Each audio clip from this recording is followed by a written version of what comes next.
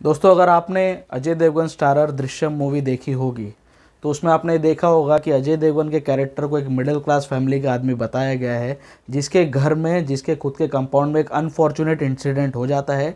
जिस इंसिडेंट को पुलिस से बचाने के लिए, अपने परिवार को पुलिस से बचाने के लिए वो जो कुछ भी जद्दोजहद करता है, वो उस फिल्म में दिखाया गया था। वो फिल्म काफ़ी ज़्यादा बड़ी थी, 2 घंटा 50 मिनट की वो फिल्म थी। और अगर मैं वही दृश्यम मूवी को उठाऊं और उस 2 घंटा 50 मिनट के टेन्योर को मैं एपिसोड वाइज डिवाइड करूं और उसमें 1-1.5 घंटे का टाइम फ्रेम, 1-1.5 घंटे के एपिसोड्स और ज़्यादा ऐड कर दूं, कुछ और कैरेक्टर्स को मैं उसमें ऐड कर दूं, कुछ और ज़्यादा ट्विस्ट एंड टर्न्स का मैं तड़का लगा दूं सेम प्लॉट में, और अजय देवगन का जो कैरेक्टर है, जो एक मिडिल क्लास फैमिली को बिलोंग करता है, उसको मैं एक high class rich and famous आदमी बना के एक पॉलिटिकल एंगल दे दूं, तो जो फाइनल प्रोडक्ट निकल कर आएगा वो होगा द राइकर केस।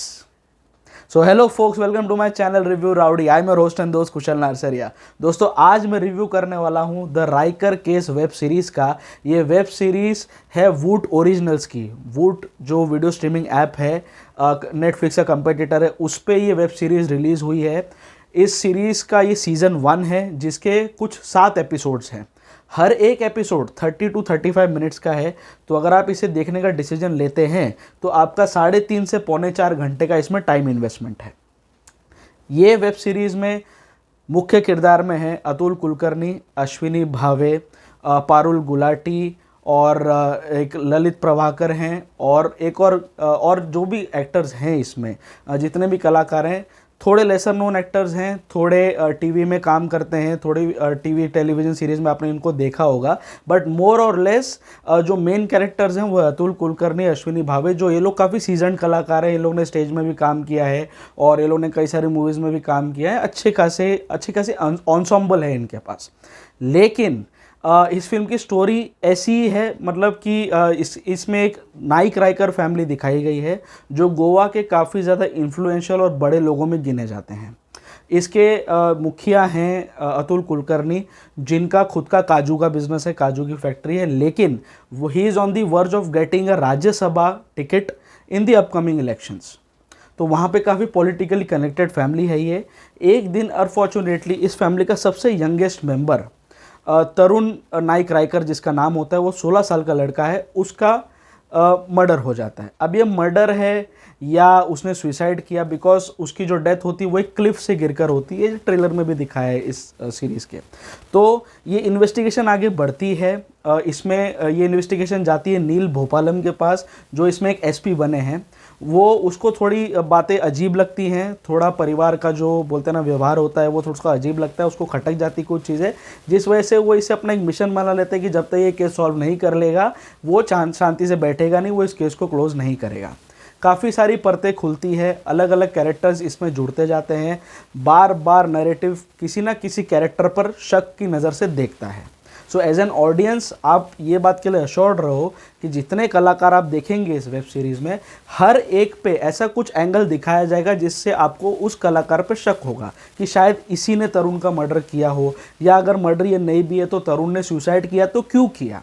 लेकिन फर्स्ट 2 एपिसोड जो हैं वो तो ऐसे ही निकल जाते हैं, सब कैरेक्टर्स का खाली इंट्रो चलते रहता है। तो कहानी कहीं भी कोई भी एक यूनिटरिशनल मोड में चलती रहती है, बिल्कुल भी उसमें मज़ा या कुछ बोलते हैं ना स्पाइस है नहीं नैरेटिव में।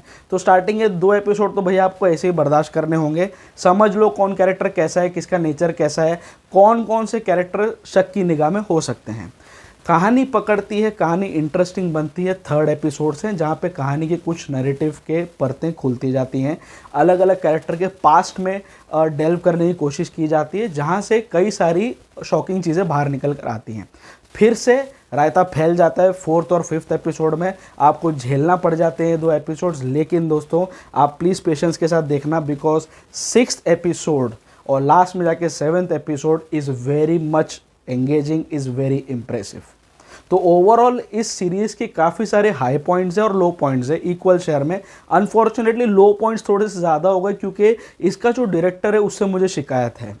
पूरा जो नैरेटिव था, इनके पास जो प्लॉट था, इनके पास जो एंसेंबल थी, काफ़ी अच्छा प्लॉट, काफ़ी अच्छी स्टारकास्ट, पोटेंट एक्टर्स इन्होंने लिए थे, लेकिन ये लोग बराबर से काम नहीं कर पाए। डायरेक्टर का विजन काफ़ी ज़्यादा बी ग्रेड का लगा मुझे।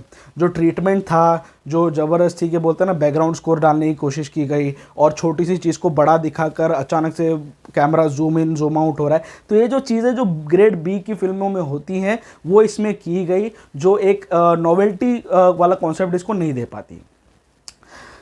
अतुल कुलकर्णी जैसे एक्टर इसमें वेस्ट किए गए।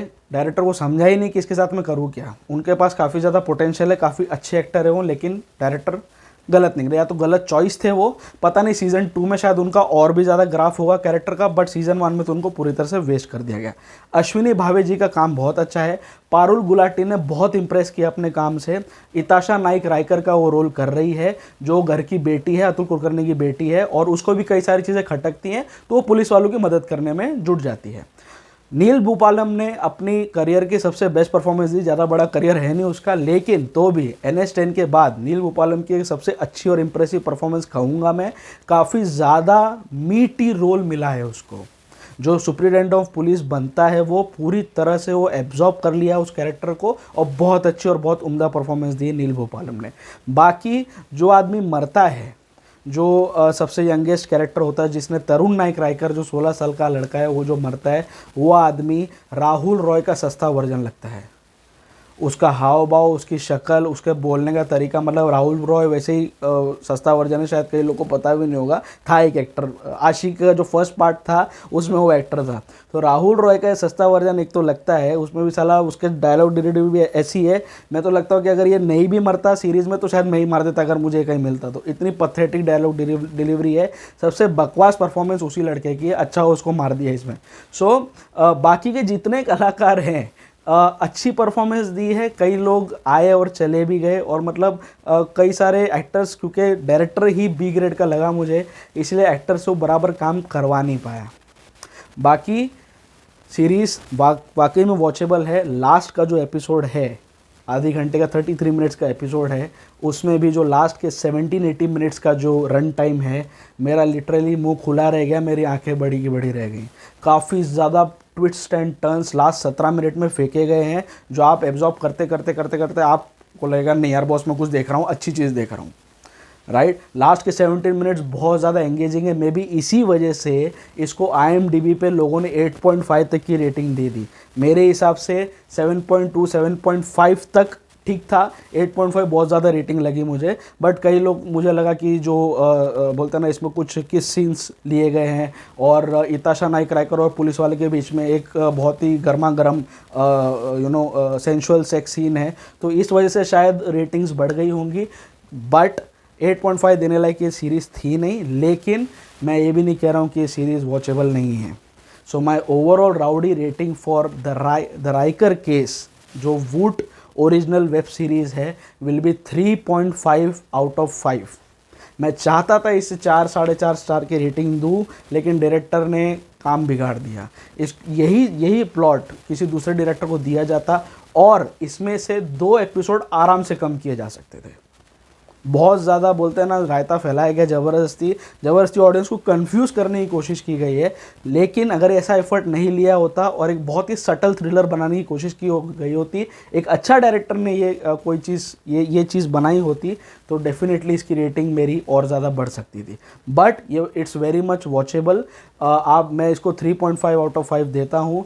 लॉकडाउन के टाइम में ये राइकर केस देखने लायक सीरीज़ तो है ही है। सो सूर्यवंशम वगैरह, आज का वीर मदकरी और धड़कन देखते देखते अगर बोर हो गए हो तो definitely it's worth a watch. So आपको द राइकर केस पर मेरा रिव्यू कैसा लगा, प्लीज़ नीचे कमेंट बॉक्स में ज़रूर मेंशन करना। आप लोग और कौन सी वेब सीरीज़ का रिव्यू मुझसे करवाना चाहते हैं, मैं करते रहूँगा। आप नीचे कमेंट बॉक्स में मुझे सजेशन देते जाइए। सो मेरे पास पेड सब्सक्रिप्शंस हैं ही। मैं Z5 के रिव्यू कर सकता हूँ, नेटफ्लिक्स के रिव्यू कर सकता हूँ, अमेजॉन प्राइम के रिव्यू कर सकता हूँ, वूड का रिव्यू कर सकता हूँ, हॉटस्टार का रिव्यू कर सकता हूँ। तो ऑलमोस्ट जो भी मेजर प्लेटफॉर्म्स हैं, मुझे अब ये मत बोलना कि ओल्ड बालाजी और उल्लू की पॉन मूवीज़ भी मैं रिव्यू करूँ। सो जो भी आप रिव्यू करवाना चाहते हैं, जो भी नई वेब सीरीज़ आएगी, मैं कोशिश करूँगा टाइमली अपना रिव्यू इस चैनल पर मैं डालते रहूँ। आप फटाफट मेरे चैनल को सब्सक्राइब कर लीजिए। सब्सक्राइब के बाजू में ही जो बेल आइकन है उसे भी दबा दीजिए, ताकि जब भी मैं अपना नया रिव्यू अपलोड करूँ आपको तुरंत उसका नोटिफिकेशन मिल जाए। You guys can also follow me on Instagram and Facebook. दोनों ही जगह पर मेरा प्रोफाइल रिव्यू राउडी के नाम से ही है। The digital partner of the channel is 5 Havoc Digital. Go digital with 5 Havoc Digital. The co-branding partner of the channel is Chai Pakoda Productions. Do subscribe to the channel for watching original and engaging web series and short films. बहुत जल्दी मैं अपना एक नया review लेकर आऊँगा। किसी न किसी वेब सीरीज़ का भी सिनेमा घर तो बंद है, कोई नई मूवी रिलीज़ हो नहीं रही है। वैसे आज एक बहुत ही डिसहार्टनिंग न्यूज़ घूम रही है सोशल मीडिया पे कि गुलाबो सिताबो रिलीज़ की जा रही है अमेज़ॉन प्राइम पे। ये बहुत ही मतलब बॉलीवुड का डाउनफॉल वाला बात चालू हो गई है कि भाई वायरस ने बॉलीवुड को भी खाना चालू कर दिया। जो मूवी का इंतज़ार था लोगों को, अमिताभ बच्चन साहब और आयुष्मान खुराना पहली बार स्क्रीन पर आ रहे हैं और डायरेक्टर सुजीत सरकार हैं।